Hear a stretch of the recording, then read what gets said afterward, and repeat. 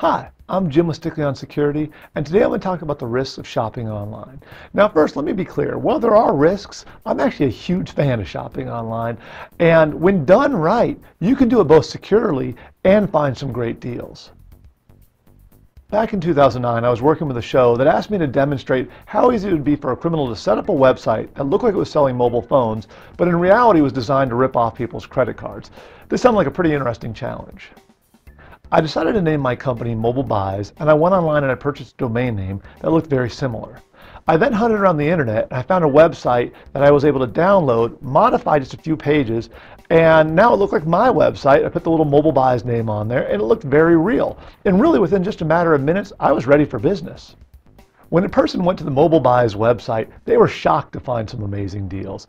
I was offering phones that generally sold for $300 or more for less than $200. In addition, I didn't require any long-term contracts, and I offered free shipping anywhere in the United States. To help make the site look legitimate, I added a Visa and MasterCard logo to the bottom of the page. While these are just images, it gives people this idea of security. In addition, I also added a news section so people could look and see some past history, so it makes it look like the site's been around for a while. Now I needed a quick way to drive people to my website, so I turned to Google. If you've ever browsed on Google and done a search for something, you'll notice at the very top and also on the right-hand side, ads will come up that'll be related to your search. These are called Google ads, and anybody can place one of those ads. Oftentimes people think that if there's an ad on there, Google must have done some sort of research or has some sort of relationship with these companies. In reality, Google has no idea who these people are. For a few bucks, anybody can post an ad for anything related to whatever your search happens to be. And that's exactly what I did. I posted an ad, I offered a very low price, so when people searched for a specific phone, they'd see my ad at a low price and they would click on it and it would drive them to my website. Over the next 2 months, hundreds of people visited my site and attempted to purchase phones. These people would enter in their name, address, phone number, email address, and of course their credit card information. Now, had I been a criminal, that means I would have had all the information I needed to go out and start making purchases using their card information. In reality, my form didn't actually collect any of this data.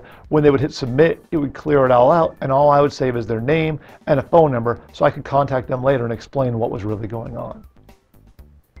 When I called my victims and explained to them what was going on, they were obviously a little shocked.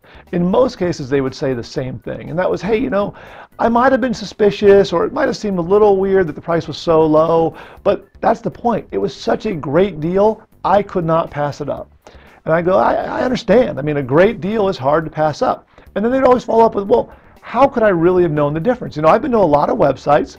They all look the same. Your website looked just like everybody else's website. How could I have known your website was not legitimate when everybody else's was? Now that's the problem. When you make a purchase online, you have no idea who's on the other end of that transaction.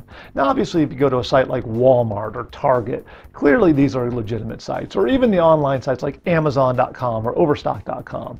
I mean, clearly you can feel very confident about purchasing from these sites. On the other hand, if you find some small site that you just stumble upon, never heard of it before, and they're offering some great deal, that's where you have to get a little suspicious and you have to do a little research. Now, if you follow the tips I give you here, you should be okay. Again, there's no guarantee when you go to any website, but if you follow these tips and use them all together, it should really eliminate or at least help you narrow down which sites are suspicious and what sites you can feel very comfortable about using. The first tip is to make sure the website you go to is using a security certificate. And what that means is when you go to the form to start filling in your information, you should see at the top of the screen, it says HTTPS. If it only says HTTP, that means it's not a secured transaction and you should not be entering any confidential information.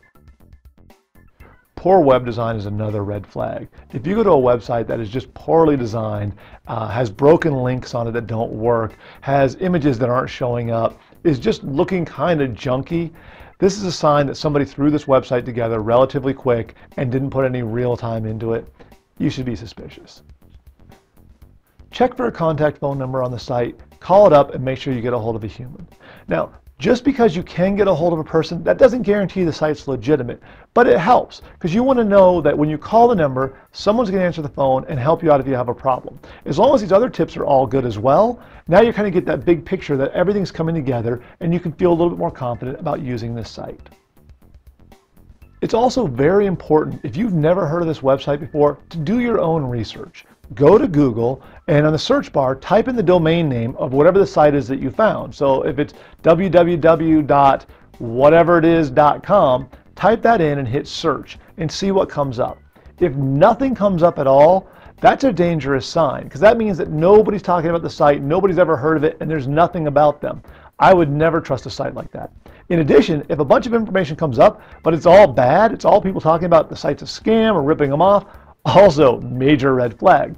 On the other hand, if you get a bunch of information back and it's people talking about how they've had good experiences and you see news articles and just a bunch of stuff out there about the particular site, that helps you know the site's been around a while and that it should actually be a legitimate site. Now, in general, there is no one tip that I've just given you that guarantees a site's legitimate. But if you follow these tips together and you start looking at them as a whole, this will give you a full picture and you'll know immediately this site is a legitimate site, or this is a site that is just not enough information out there, or the information out there is kind of sketchy. I do not want to use this website. As always, spend a little time, do a little research, and protect yourself so you don't become the next victim of identity theft. I'm Jim for Strictly on Security. Have a great day.